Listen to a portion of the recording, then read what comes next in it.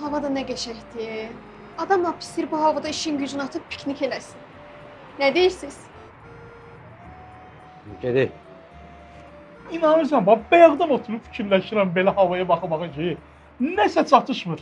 Ürəyim nəsə istəyir. Sən də ürəyim piknik istəyirmiş. Yaxşı bax fikrimə saldın.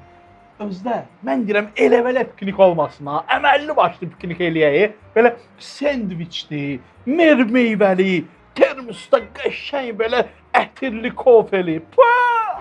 Olsun. O sən dediyin xarici pikniklərdədir. Elə piknik olar. Mən deyirəm ki, əsl dədə-baba piknikindən olsun. Hı? Hə, bu piknik sözü ümumiyyətlə qədim türk dilindədir. Mənim yadımdadır. Hətta mənim dədəm, babam piknikə gedirdilər hər həftə. Ayda hətta mən sənə deyim 2 dəfə gedirdilər.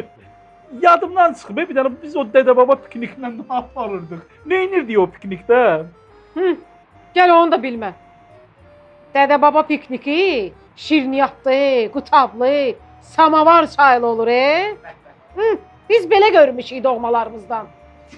Niyə davam edirsiniz? Qoyun hər ikisi olsun. Əla fikirdir o Ziya qardaş. Samavar, qab-qaşıq da məndən.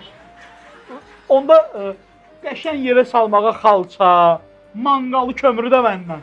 Yaşıllığı çox olan güllü çiçəkli, kölgəli ağacı olan piknik yeri də məndən.